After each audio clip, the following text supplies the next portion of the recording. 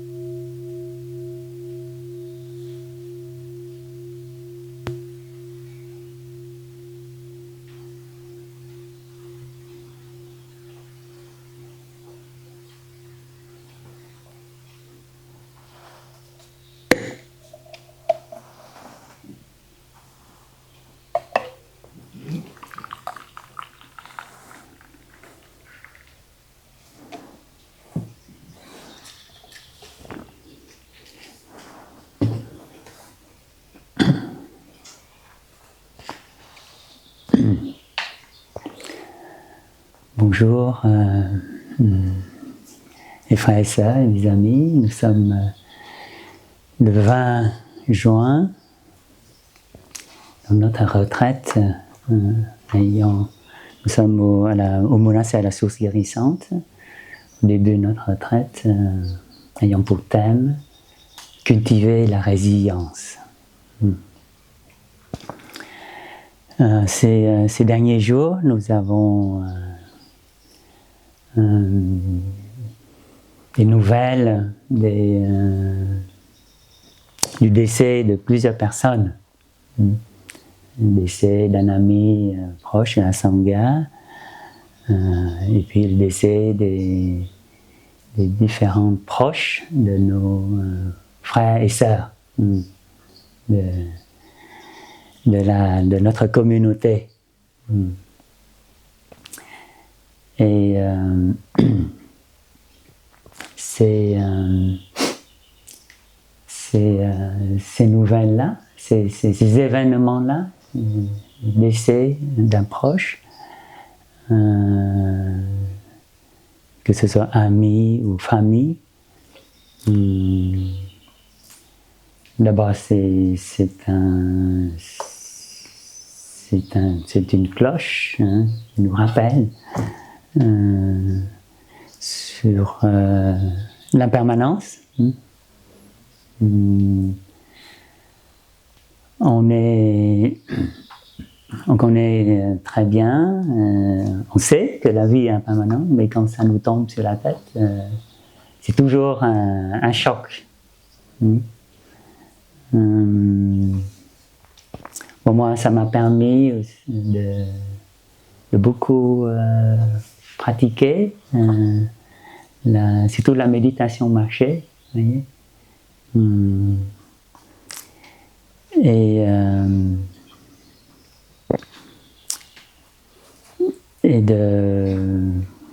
Donc d'être vraiment là, revenir à moi-même et pratiquer la méditation marchée, conscient de chaque pas, et à chaque pas, non seulement ça me permet de revenir à moi-même et de contempler l'impermanence, non seulement en moi-même, et aussi l'impermanence qui peut toucher chacun de nous, dont nos proches. Et en même temps, de pouvoir envoyer cette énergie de concentration et de paix justement à cet ami ou à ce proche qui est parti. C'est mon oncle au Canada aussi qui est décédé aussi d'un cancer récemment. Et de pouvoir me rendre compte de la chance en fait que je suis en vie. Je suis encore en vie, je ne suis pas encore malade. Et que j'ai quand même, j'ai encore ma mère qui est vivante, j'ai encore des frères et sœurs, que ce soit biologique ou spirituel, qui sont encore là dans la communauté et qui sont les conditions de mon bonheur. Vous voyez? Donc d'un côté, des événements comme ça, de la vie, nous permet de nous éveiller à l'impermanence, à méditer justement sur que à tout moment nous pouvons perdre ce qui nous est cher, ce qui nous sont chers, que ce soit bien sûr matériel, ça c'est évident, mais de l'autre côté aussi, tout ce à quoi nous sommes attachés à nos proches, à nos enfants, à notre partenaire. Mais l'attachement, c'est normal, hein, quand on est humain et qu'on aime, et que c'est normal qu'il y ait l'attachement. Et c'est cet attachement qui fait qu'on souffre beaucoup. Et d'un autre côté, ça nous donne l'occasion de encore mieux apprécier la vie et de réaliser, de nous rendre compte que la vie c'est une merveille et que nous avons encore beaucoup de chance d'être en vie et de pouvoir encore respirer et de pouvoir encore marcher et pratiquer la respiration consciente, de pratiquer la marche méditative.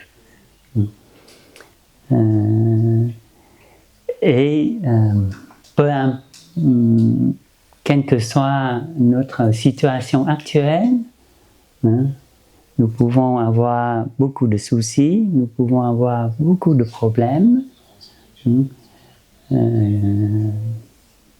que ce soit des problèmes familiaux ou problèmes professionnels ou d'autres choses. Donc on a du mal à s'en sortir.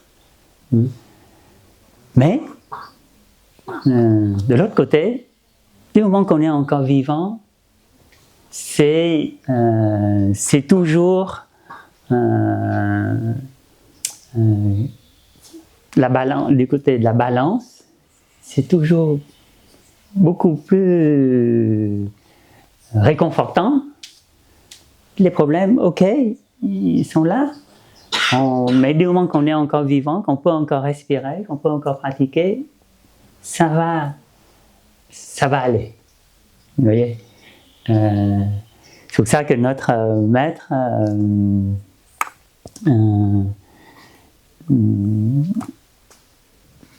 écrit des calligraphies, des calligraphies qu'on peut accrocher et qui nous rappellent à la pratique. Et respire et tout ira bien.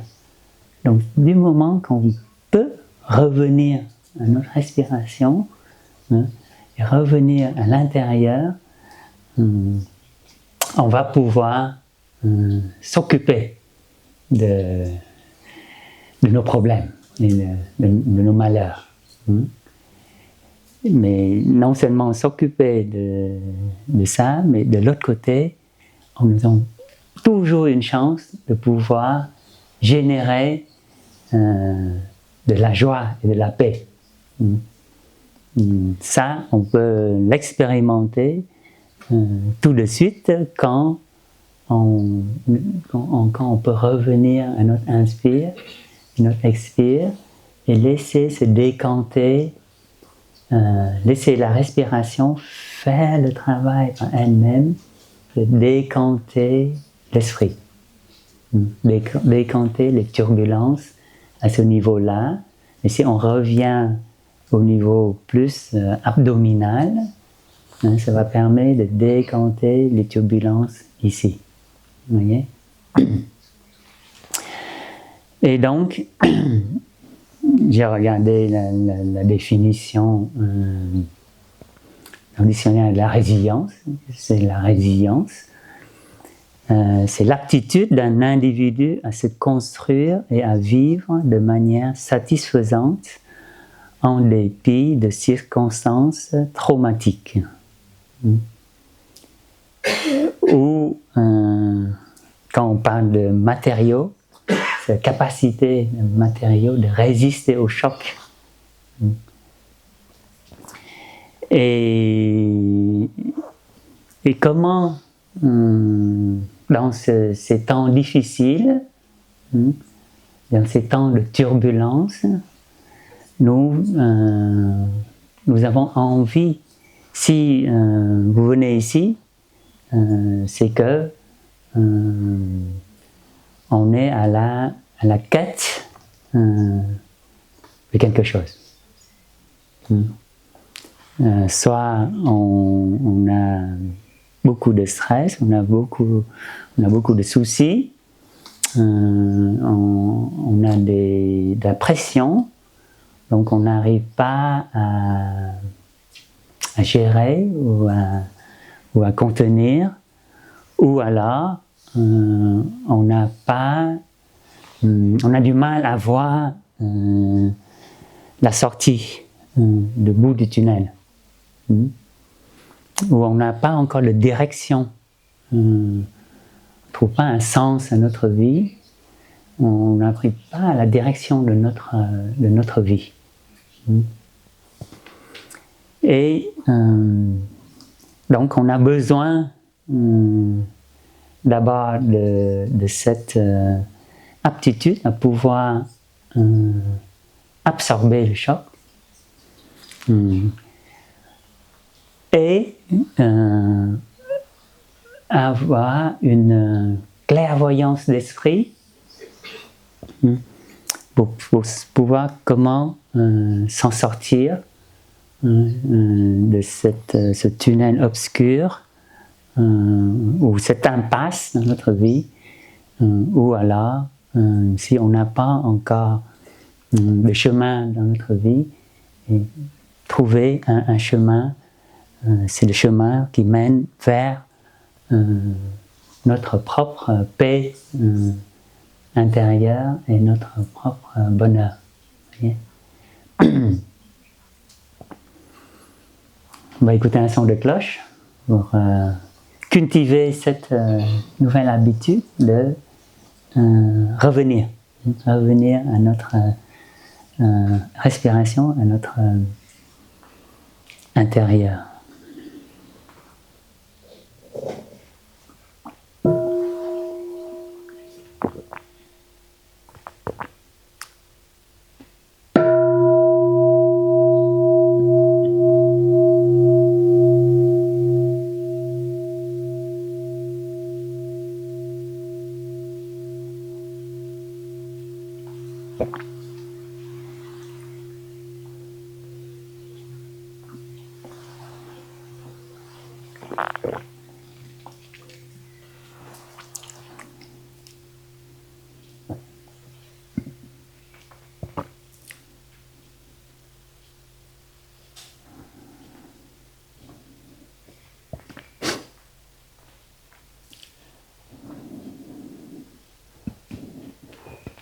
Et peut-être que chez soi, tout seul, on a des difficultés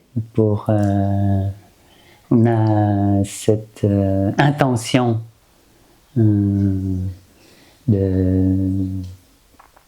pratiquer, de méditer, mais tout seul c'est difficile, avec toute notre préoccupation quotidienne, et donc on a envie de le faire dans un monastère, avec une communauté, avec le soutien des moines et moniales, et puis le soutien de toute la communauté laïque.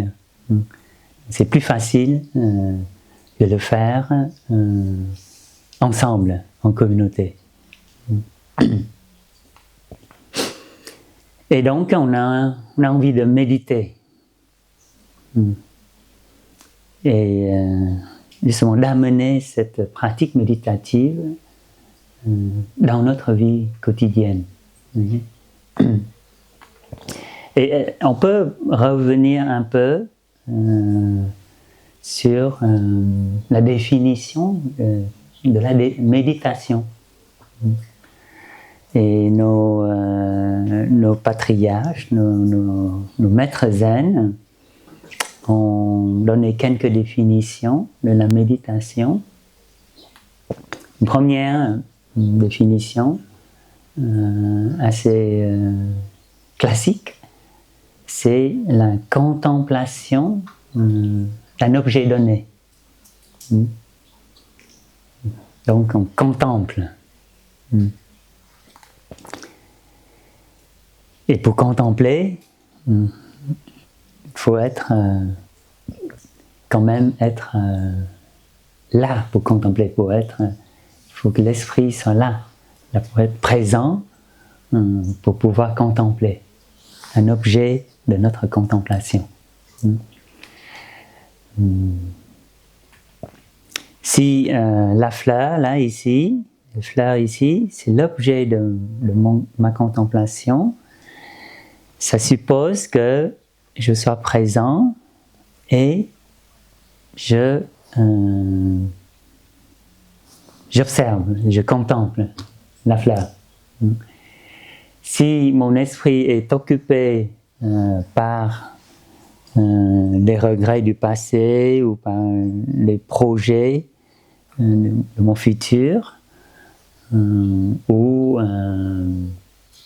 je suis perdu dans mes souffrances, je ne peux pas vraiment être là, présent, et la fleur ne se révèle pas à 100% si je la regarde, si mon esprit est occupé par autre chose.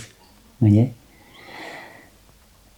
Donc la première définition, c'est contemplation d'un objet donné. Et la deuxième définition, qui est assez proche de la première, c'est examiner de très près les caractéristiques d'un objet. Et l'objet ici appartient au monde des phénomènes, donc qui sont les phénomènes du monde, le monde des phénomènes. Ça veut dire n'importe. La fleur, c'est un objet et ça fait partie d'un phénomène de la vie. Ma colère, ma jalousie, ça fait aussi partie d'un phénomène. Mais le phénomène, là, il se manifeste de l'intérieur et qui va s'extérioriser à l'extérieur. Mais la fleur, elle est là et c'est un phénomène. Donc, je vais, pour la contempler, pour méditer sur la fleur, je vais l'examiner de très près pour voir toutes les caractéristiques de la fleur. Et si je maintiens donc j'inspire, je sais que la fleur est là, et j'expire, je souris à la fleur, et je maintiens ma respiration consciente.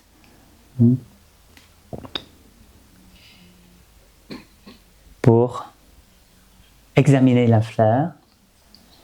Donc je développe la pleine conscience de la fleur. C'est la pleine conscience, c'est toujours la pleine, il y a un objet de ma pleine conscience. Et déjà, si je peux être à 100% avec ma respiration et avec la fleur, je développe en même temps, je fais manifester en même temps une certaine concentration. Je ne suis plus dispersé dans mes pensées, dans mes soucis, dans le passé ou dans le futur, et je suis là, présent, et je cultive cette pleine conscience de la fleur. Et plus je maintiens cette présence, plus ma concentration se développe. Et cette concentration va me permettre de voir la fleur de manière beaucoup plus profonde. Et donc de voir des éléments non-fleurs dans la fleur. Quelqu'un qui ne médite pas, dit, ah ouais, c'est une fleur, ok. On peut dire le nom de la fleur, mais on voit que l'extérieur. Mais le méditant, s'il est assez présent et s'il donne assez de temps pour développer cette pleine conscience et cette concentration, il va développer en même temps, faire manifester en même temps une vision profonde. Il va voir plus profondément qu'est-ce qui compose la fleur. Et il verra les éléments non-fleurs dans la fleur. Qui est le soleil, qui est l'eau, qui est les nuages, le jardinier, la terre-mère. Vous voyez ?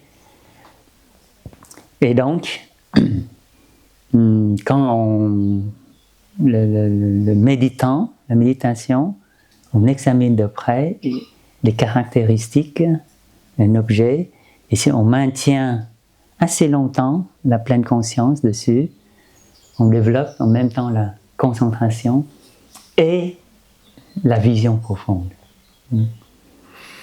Et c'est la vision profonde qui me permet de voir la fleur dans sa globalité. Globalité ici, c'est la fleur et en même temps les éléments non-fleurs, c'est-à-dire tout le cosmos entier qui peut se retrouver dans la fleur.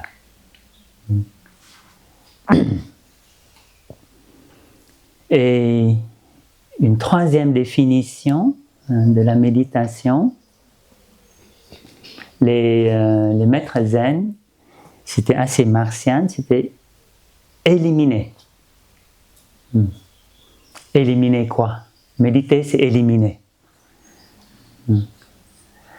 Éliminer les parties obscures de l'esprit. Les voiles, notre esprit, on appelle ça l'ignorance, est voilée. On ne voit pas les choses telles qu'elles sont, mais à travers le voile.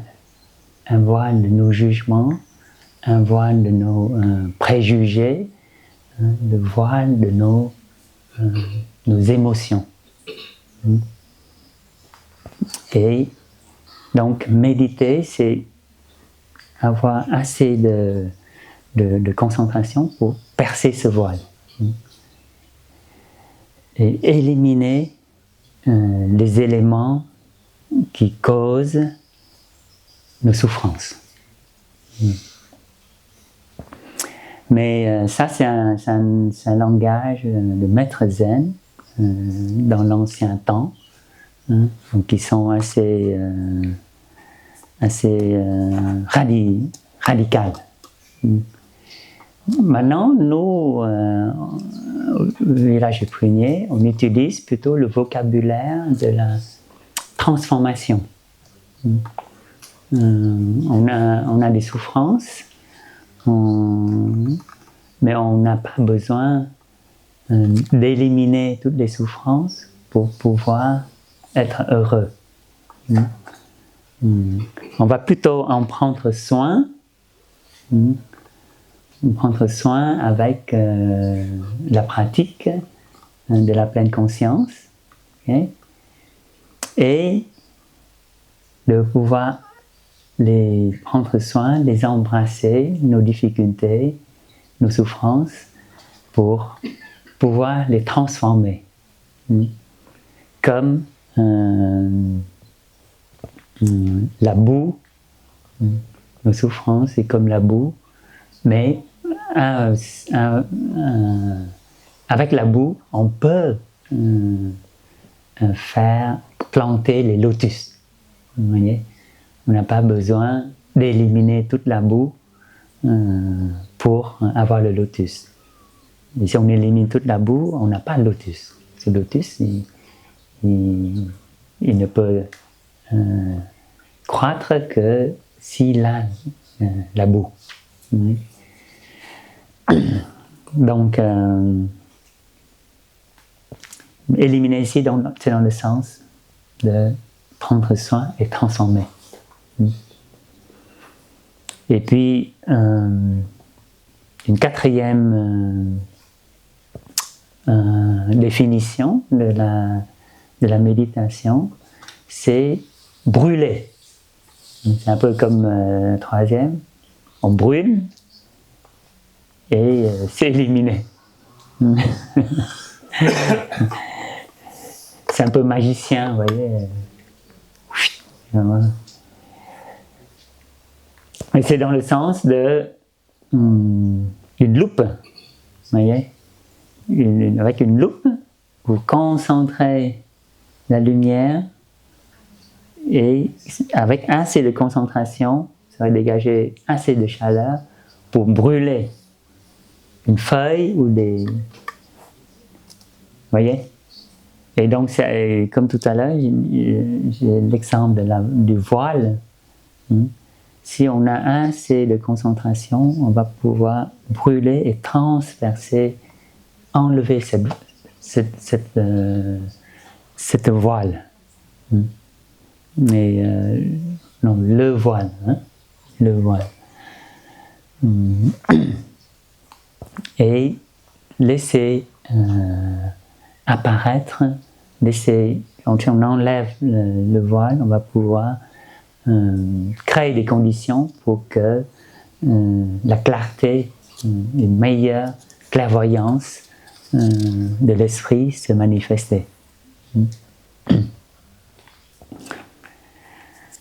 On va écouter un son de cloche.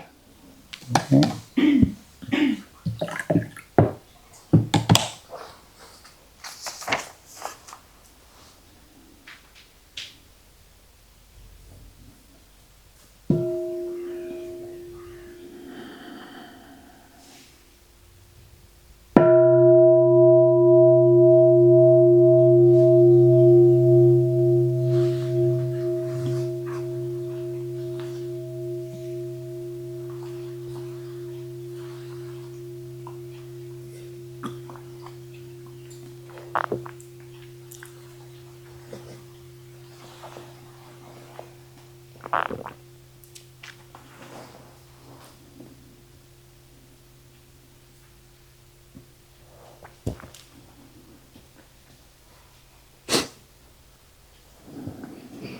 Et donc, qu'est-ce qu'on a besoin pour méditer?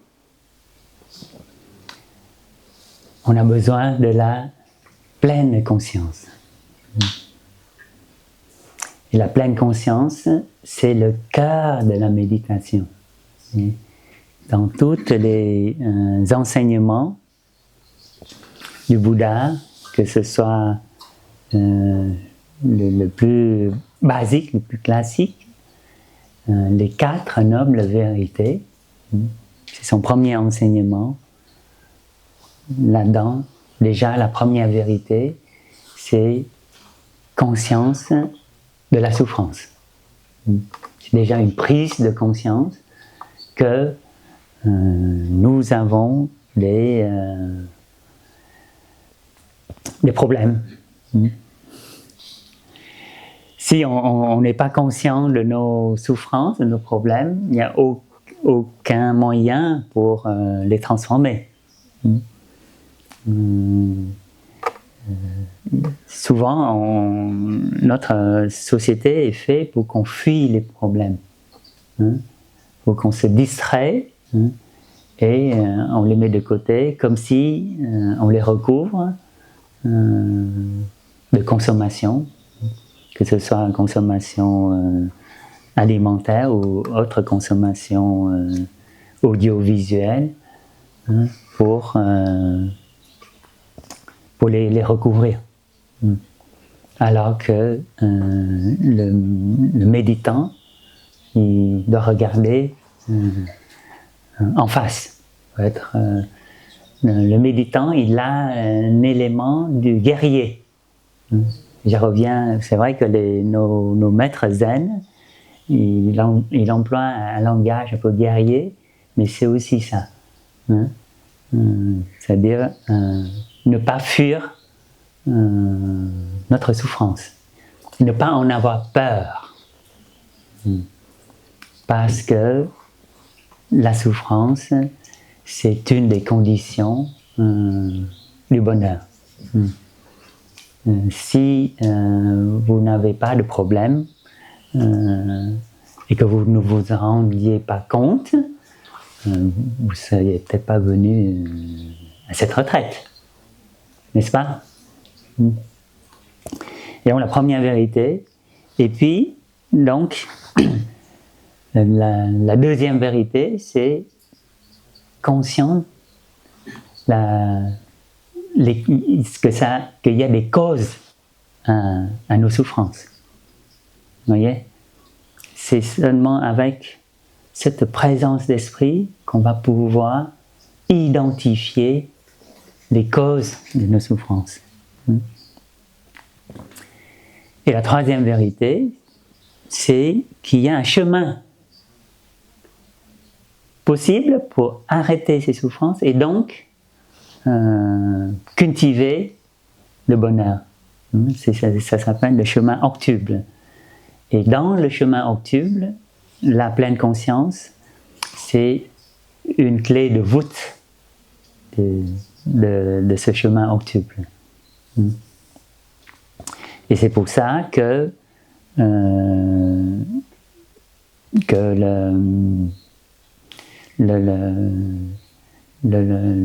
y a l'enseignement sur les 3 apprentissages, les 3 domaines d'apprentissage ou d'entraînement de l'esprit, dans tout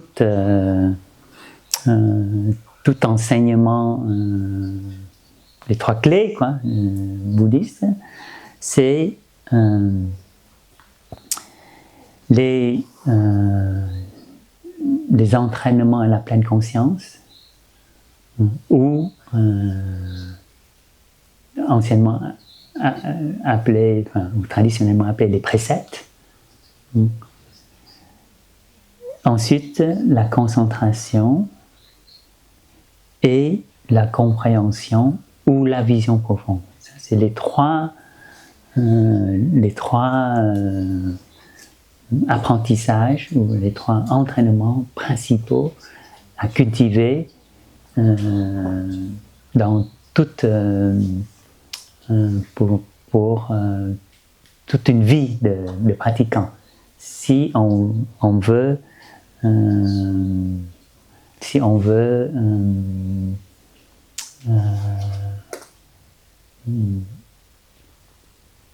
transformer, si on veut changer les choses. Et cette pleine conscience, elle n'est pas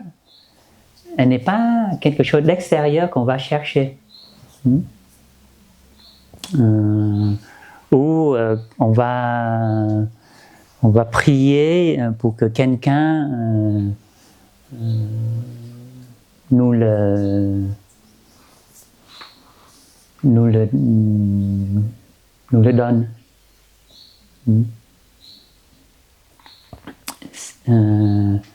La pratique méditative bouddhiste n'est pas une pratique de dévotion et de foi dans une délivrance ou dans le salut par l'extérieur. Par quelqu'un, par un être supérieur. Donc, c'est comme un triangle, c'est par la foi qui va pouvoir nous donner ce salut.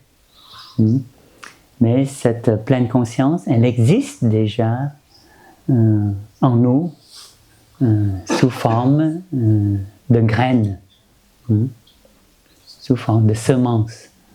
Et c'est ce qu'on appelle ce Bouddha en nous, cette bouddhéité en nous, c'est cette capacité de s'éveiller, cette capacité d'être présent et d'être en pleine conscience. Et la pratique méditative, quelquefois, est comparée à de la culture, cultiver.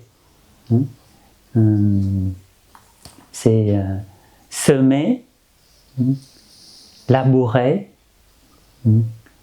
et nourrir, apporter les nutriments et puis produire.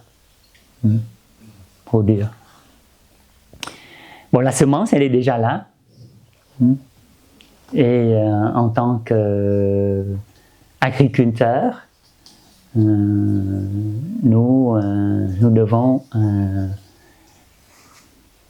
labourer. Grâce à notre la pleine conscience, la pratique de la respiration consciente ou des pas conscients, la marche consciente, et non pas seulement quand on s'assoit en méditation ou quand on fait la marche méditative, mais on peut apporter cette culture mentale, cette culture de la pleine conscience, de la présence, dans tous les actes de notre vie quotidienne. Vous voyez? Quand on ouvre une porte, donc si je peux revenir à ma respiration consciente et être conscient de mon action, de ma main qui tient le poignet, j'inspire et j'expire, j'ouvre la porte, c'est-à-dire ma main est habitée par ma conscience. Donc, la main, c'est mon corps. Quand je fais ma méditation marcher avec les pas, mes pieds, c'est mon corps. Okay?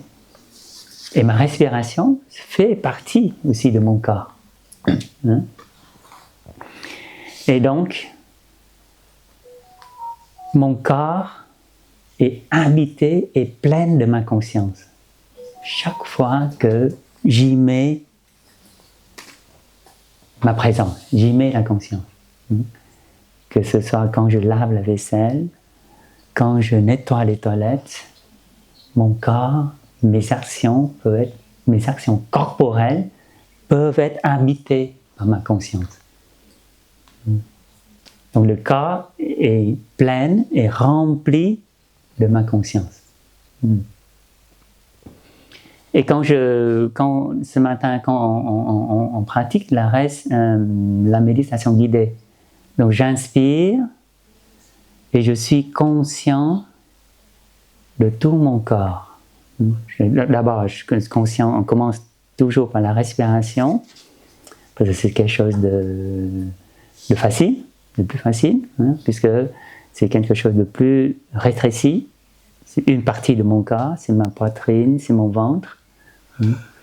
Avec quelques respirations, donc je commence à ramener mon champ de conscience au niveau de ma respiration, et donc de ma poitrine, de mon ventre. Vous voyez? Et ensuite, une fois que j'ai établi une certaine concentration, je peux élargir le champ de ma pleine conscience à tout mon corps. Donc de la tête jusqu'aux pieds. J'inspire et je suis conscient de tout mon corps, de la tête jusqu'aux pieds. Et donc là, ma conscience, elle est habitée par le corps. Elle n'est pas habitée seulement que par les pensées, que par les soucis, mais là vraiment elle est habitée par le corps. Vous voyez? Et donc la pleine conscience, c'est conscience habité par le corps et le corps habité par la conscience, de manière 100%. Si on maintient assez longtemps la respiration consciente, l'attention à la respiration, et où, quand nous pratiquerons la méditation marchée, on maintient assez sur 400 ou 500 pas que nous ferons à l'extérieur. Si on peut faire 5 pas, 10 pas, où on est vraiment à 100%, c'est déjà gagné. Et chaque jour, on augmente ce capital de pleine conscience, qui est une énergie, en fait. Une énergie, comme toute manifestation mentale ou consciente, on appelle ça une formation mentale. Notre colère, notre joie,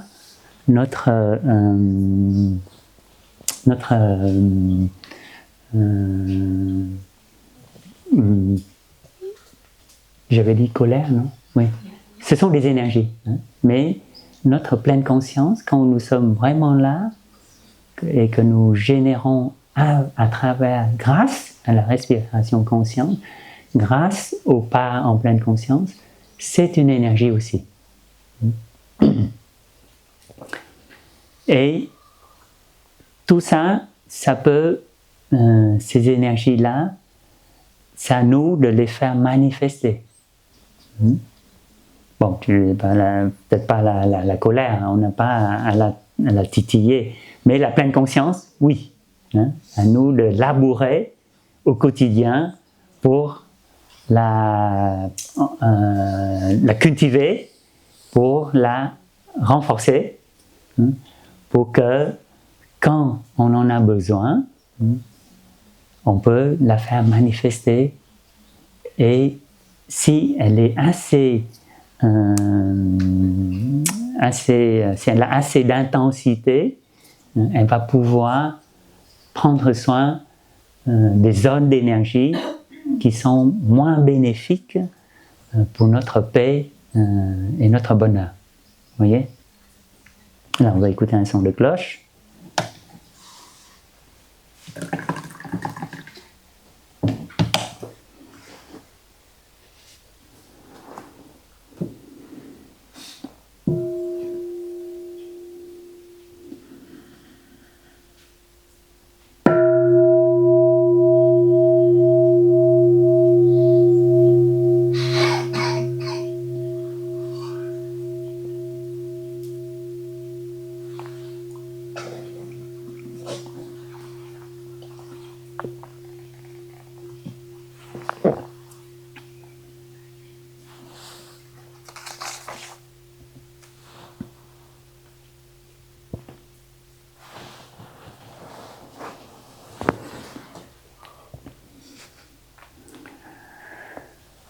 dans la pleine conscience, l'objet de notre pleine conscience, ça peut être la respiration, ça peut être les pas en pleine conscience, les pas quand on marche, ou le thé quand on boit le thé. Si je bois le thé en pleine conscience, le thé, c'est mon objet de la pleine conscience.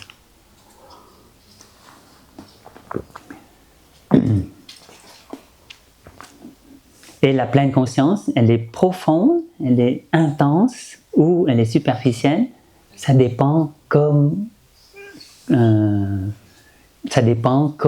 on la cultive dans notre vie quotidienne.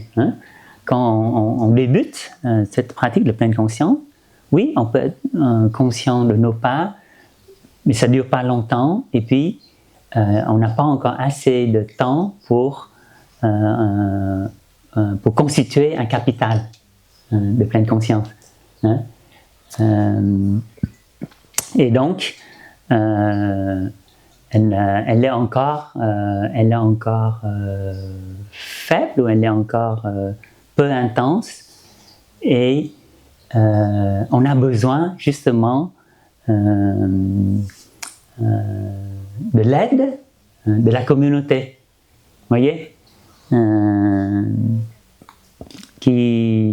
on a un capital individuel, mais pour le faire croître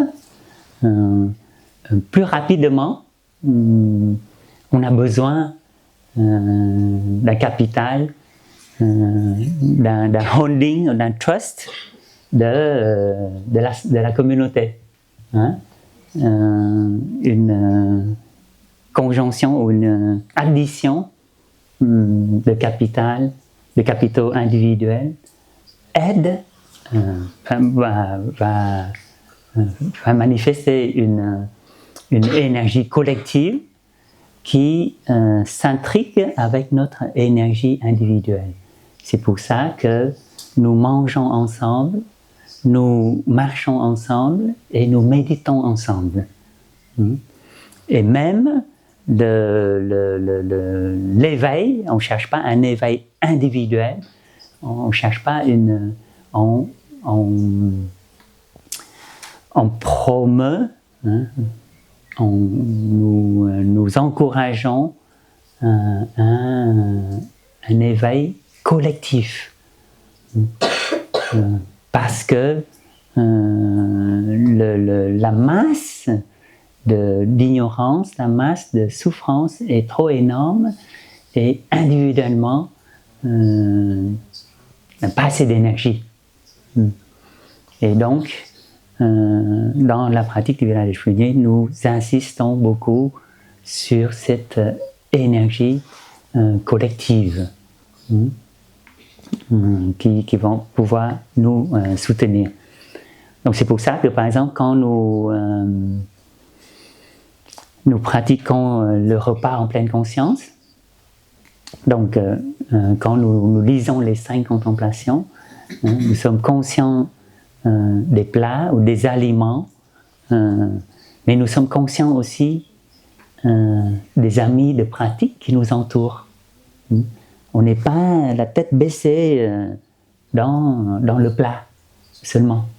Ok, au début on a besoin de ça, mais de temps en temps on peut lever la tête et sourire à nos amis. Donc plus on prend l'habitude de pratiquer, plus notre champ de pleine conscience va s'ouvrir, va pouvoir englober plus de choses. Vous voyez ? C'est pas une dispersion de notre conscience, mais c'est le champ de la pleine conscience qui s'ouvre. C'est pour ça que les maîtres zen, il y a l'histoire d'un maître zen japonais. Chaque jour, il va voir son oiseau dans une cage, et dans son jardin, vous voyez, il va nourrir l'oiseau, mais il suffit qu'un jour le disciple, il a bougé la cage d'1 millimètre, le maître zen il remarque de suite, parce que c'est son champ de pleine conscience est très aiguisé. Vous voyez? Donc, on peut tout à fait respirer, conscient de notre respiration, et en même temps, j'inspire, je sais que ma colère, l'irritation commence à venir. Je sais que ma colère commence à se manifester. Donc, il y a la pleine conscience et il y a la colère qui commence à se manifester.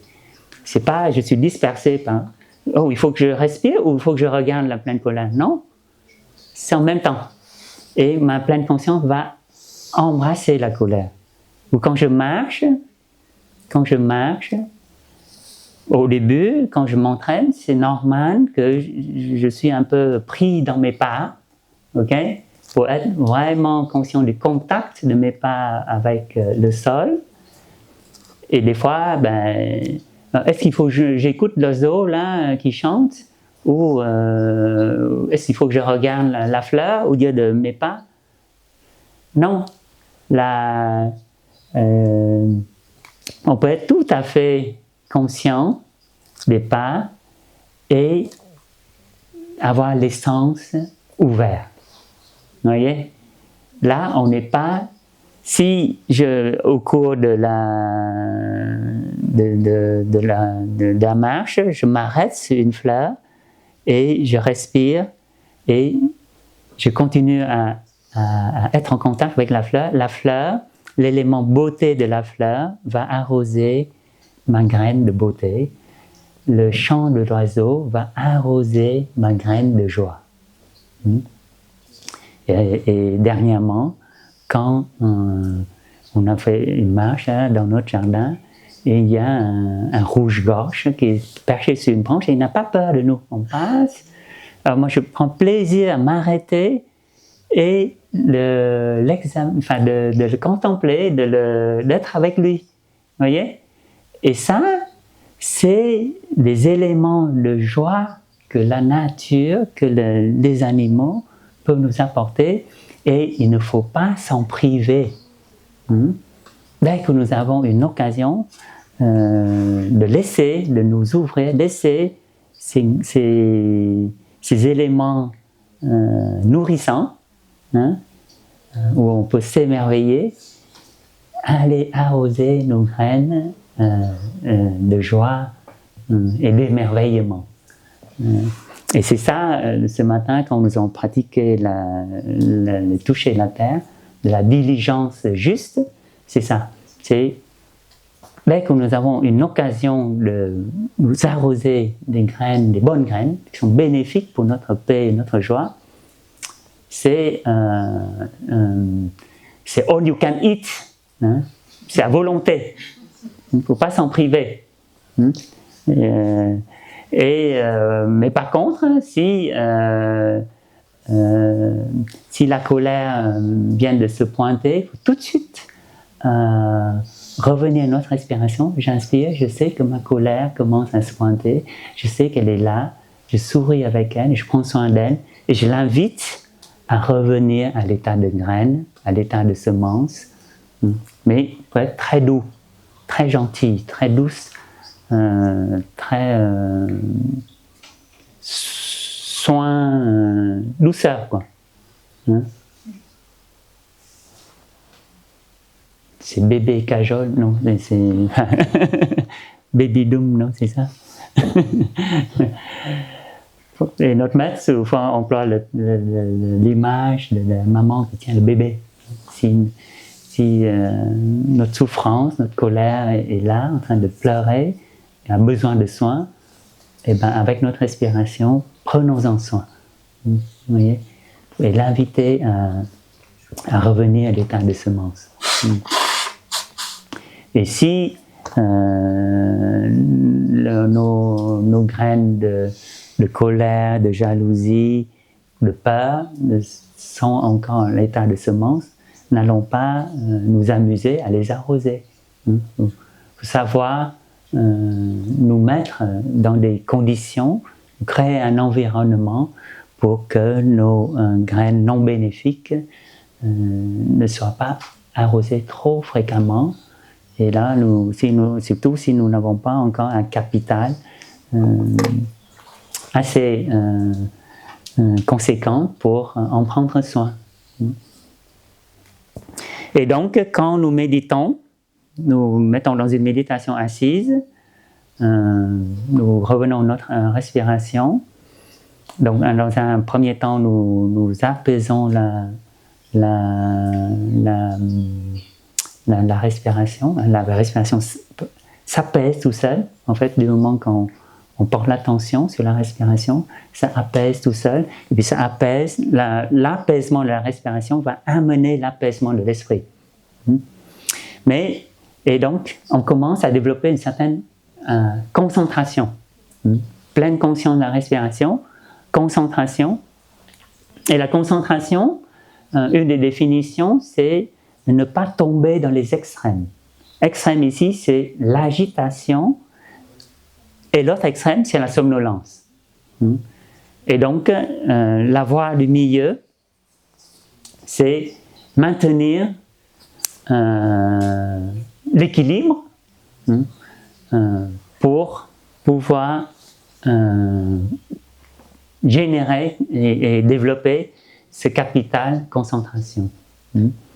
Et ce capital concentration va nous permettre puisque quand nous développons la pleine conscience de la respiration, nous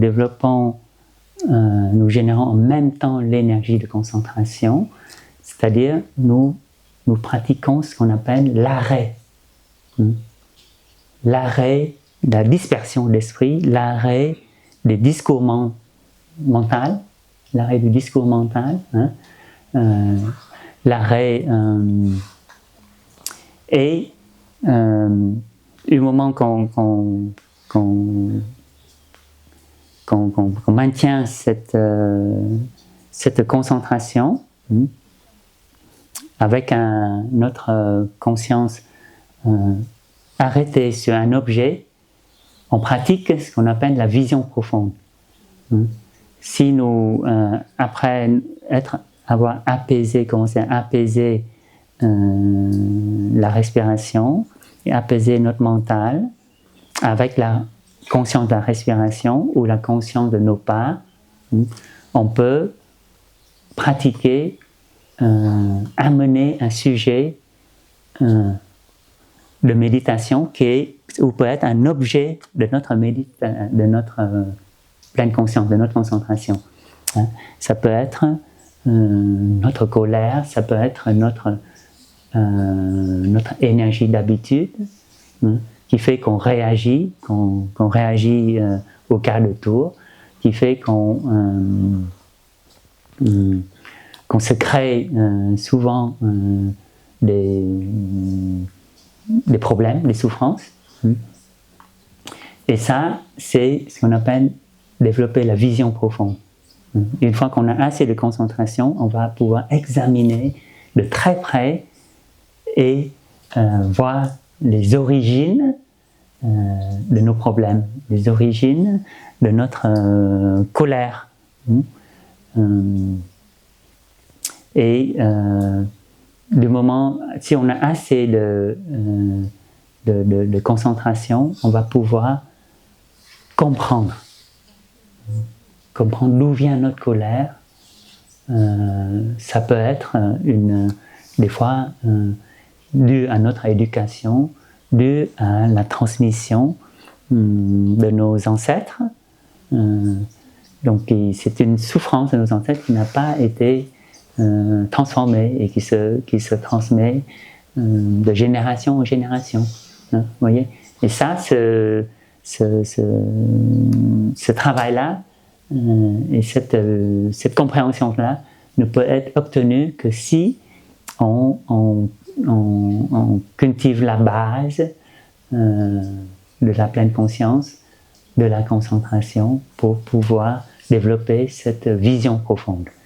Et c'est cette vision profonde qui va nous permettre de nous libérer de nos souffrances. On va écouter un son de cloche, on va conclure.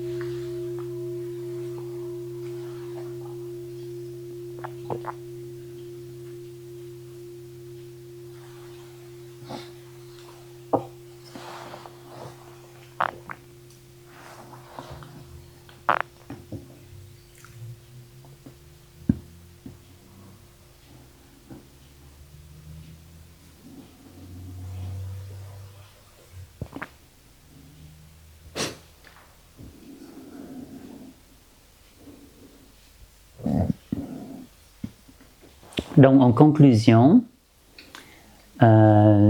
toutes les pratiques que nous proposons ici, la pratique de l'arrêt avec la cloche, la pratique, et pas seulement avec la cloche, mais il y a la musique de l'horloge dans la salle à manger, par exemple, vous voyez. Et tout ça, ça permet de s'arrêter d'abord, hein, physiquement, et l'arrêt physique, en revenant à la respiration, va permettre l'arrêt au niveau mental. Hein. Et ça, on le fait plus facilement quand nous faisons tous ensemble. Hein. Si nous arrêtons tous ensemble, il y a une énergie vous voyez, de rassemblement de cette concentration, de cet arrêt. Hein. Et comme nous pratiquons au niveau physique, corporel. Hein. Quand on lave la vaisselle, et si on est là avec l'acte de laver la vaisselle, nous développons en même temps, c'est pareil que pour d'autres, quand on nettoie les toilettes, c'est pareil. Si nous sommes là, si notre action corporelle, si notre action physique est habitée par la conscience, nous sommes en train de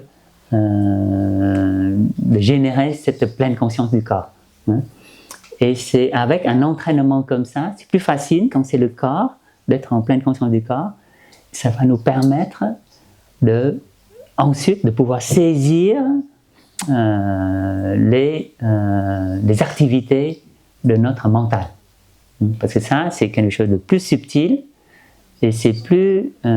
si on ne s'entraîne pas avec le corps, c'est très difficile d'attraper des énergies au niveau des activités mentales qui apparaissent. Donc, on développe une habitude de pratiquer l'arrêt avec le corps, avec la parole. Si on entend la cloche, si on entend l'horloge, on s'arrête aussi de parler pour pouvoir revenir tout de suite à notre respiration. Pour ensuite, c'est ça, dans cet entraînement au niveau du corps, au niveau de la matière, qui est plus facile à saisir, pour pouvoir attraper ensuite les activités mentales qui sont beaucoup plus subtiles et qui sont en énergie. On s'appuie sur la matière pour pouvoir modeler, pour pouvoir, comme celui qui travaille l'argile, le potier, pour pouvoir modeler la matière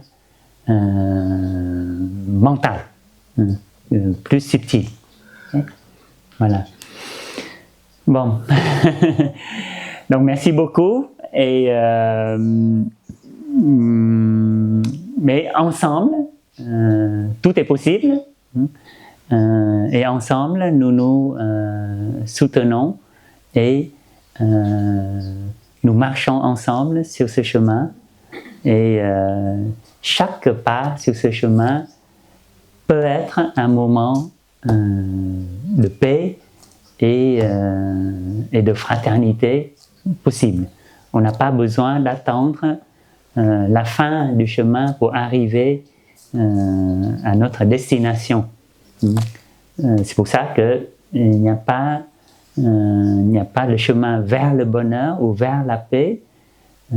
La paix, c'est le chemin. Donc, chaque respiration, chaque pas en pleine conscience peut nous amener cette paix intérieure de suite, grâce au soutien de la communauté. On va écouter 3 sons de cloche pour terminer.